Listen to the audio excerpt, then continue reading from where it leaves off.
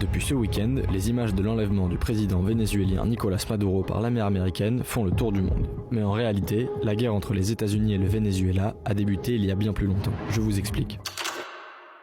Dès son jour d'investiture, le président américain Donald Trump signe un décret classant plusieurs cartels de drogue en tant qu'organisation terroriste aux États-Unis. Parmi eux, le cartel vénézuélien Tren de Aragua. Les États-Unis expulsent 200 membres présumés du cartel Tren de Aragua vers une prison de haute sécurité au Salvador. Pendant cette période, le gouvernement Trump avance que le président vénézuélien Nicolás Maduro aurait permis l'expansion du cartel de drogue Tren de Aragua vers le Mexique et les États-Unis. Pourtant, le 7 avril 2025, le Conseil national du renseignement américain dément cette information. Dans leur rapport, ils affirment également que le régime de Maduro n'a probablement pas pour politique de coopérer avec Tren de Aragua. L'administration américaine accentue la pression sur le Venezuela et désigne cette fois le cartel de los Soles comme organisation terroriste. Surtout, pour la première fois, ils annoncent que le chef de ce gang serait Nicolás Maduro. Hoy Marco Rubio, ustedes saben, sacó otro refrito.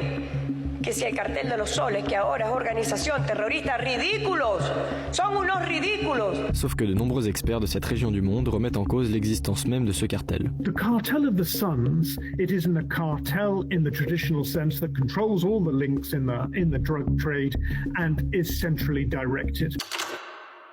La ministre de la Justice américaine fait une annonce face caméra. 50 millions de dollars seront offerts pour toute information menant à l'arrestation de Nicolás Maduro. Maduro uses foreign terrorist organizations like TDA, Sinaloa, and Cartel of the Suns to bring deadly drugs and violence into our country.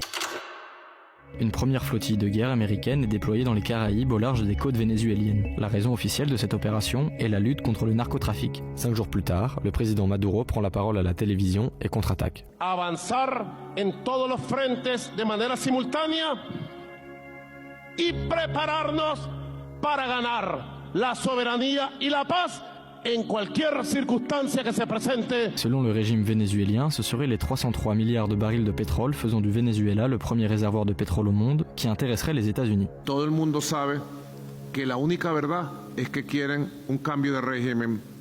¿Para qué? Para imponer un gobierno títere y apoderarse del petróleo de Venezuela. Les États-Unis procèdent au déploiement de 4000 Marines et de destroyers lance-missiles dans les eaux internationales au large des côtes vénézuéliennes. Le Venezuela riposte en plaçant des navires et des drones dans ses eaux territoriales. L'armée américaine frappe pour la première fois un navire de narcotrafiquants présumés. Le tir fait 11 victimes, sans qu'aucune preuve ne vienne confirmer qu'il s'agissait de narcotrafiquants. Maduro dénonce une violation de sa souveraineté et une agression. Au total, au moins 115 personnes ont été tuées dans les 35 frappes rendues publiques. Alors que le New York Times révèle des actions secrètes menées par la CIA sur le sol vénézuélien, interrogé par des journalistes, Donald Trump ne nie pas. Nicolás Maduro dénonce alors des tentatives de déstabilisation. ¿Hasta cuándo golpes de Estado en la CIA? América Latina no los quiere, no los necesita y los repudia. Les États-Unis déploient en mer des Caraïbes le plus gros porte-avions du monde, l'USS Gerald Ford. Face à la pression grandissante, le président Maduro déclare être prêt à négocier en personne avec Trump. Así que este país está en paz. Este país va a continuar en paz. Y en Estados Unidos, el que quiera hablar con Venezuela, se hablará. Face to face. Cara a cara. Les deux présidents échangent directement au téléphone.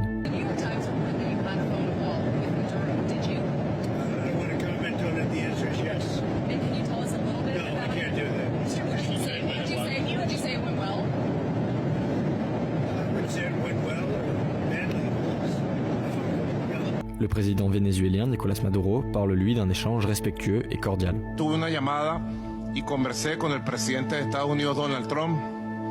Puedo decir que la conversación fue en un tono de respeto. Inclusive, puedo decir que fue cordial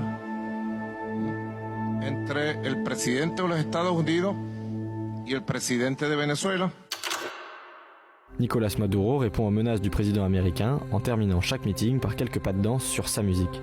Peace Forever, Not War. Selon quelques médias, cette danse répétée à plusieurs reprises en public aurait déclenché la colère de Donald Trump et sa décision de passer à l'acte. Les États-Unis annoncent avoir saisi un pétrolier au large du Venezuela. Les gardes-côtes américaines saisissent un deuxième pétrolier et en poursuivent un troisième peu après, dans le cadre d'un blocus naval autour du Venezuela. Ces cargos sont accusés de transporter du pétrole vénézuélien soumis à des sanctions.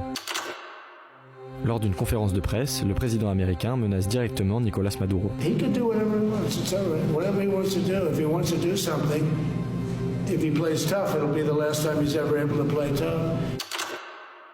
Les États-Unis procèdent à leur premier tir sur le sol vénézuélien. Un entrepôt utilisé par le gang Tren de Aragua pour stocker de la drogue est visé par une attaque de drone. Personne n'est touché, seuls des dégâts matériels sont recensés. Dans la nuit du 2 au 3 janvier, tout bascule. Les États-Unis lancent l'opération secrète Absolute Resolve. Donald Trump donne son feu vert pour l'assaut de Caracas. Les forces militaires américaines étaient prêtes à attaquer dès le début du mois de décembre, mais il était préférable d'attendre les fêtes de fin d'année, période durant laquelle certains militaires vénézuéliens sont en permission. Au total, 150 aéronefs, c'est-à-dire des hélicoptères, des drones et des bombardiers, décollent de 20 bases militaires américaines. Des hélicoptères s'approchent de la résidence de Nicolás Maduro au sein du complexe militaire de Fuerteventura. L'unité au sol fait sauter la porte d'entrée. Nicolás Maduro et Celia Flores, sa femme, sont capturés sans opposer de résistance après avoir tenté de se réfugier dans un bunker. Depuis le mois d'août, des agents de la CIA étaient sur le sol vénézuélien clandestinement pour apporter le plus d'informations possible sur les faits et gestes de Nicolás Maduro. Une taupe au sein de l'entourage du président a aussi permis de récolter des précisions sur son quotidien. Let me talk a little bit about the preparation.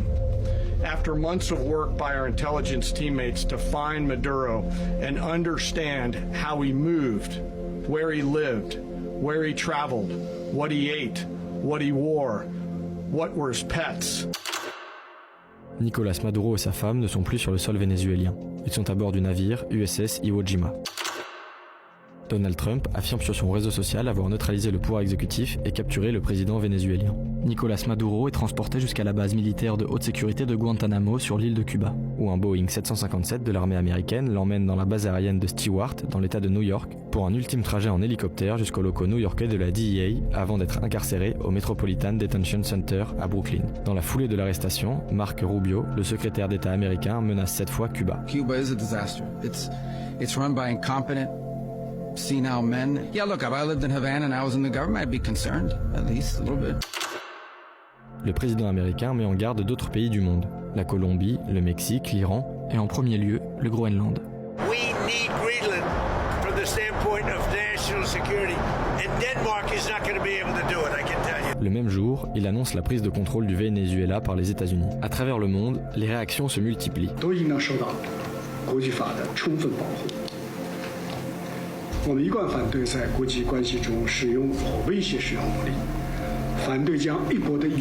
Le président argentin, Javier Milei, s'empresse de tweeter et se réjouit de la capture du président vénézuélien. Le Venezuela est en fête. Le Venezuela est libre. La gauche pleure. La liberté progresse.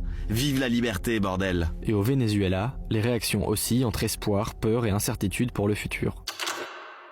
Nicolás Maduro, menotté, est escorté par des membres des forces de l'ordre jusqu'au bureau du procureur du district sud de New York. Il comparaît pour 4 chefs d'accusation. Complot de narcoterrorisme, complot d'importation de cocaïne, possession de mitrailleuses et de dispositifs destructeurs, et complot en vue de posséder des mitrailleuses et des dispositifs destructeurs. Celia Flores, sa femme, est accusée, elle, d'avoir ordonné des enlèvements et des meurtres, ainsi que d'avoir permis l'organisation d'une réunion entre des trafiquants de drogue et le directeur de l'Office national de la drogue du Venezuela en 2007.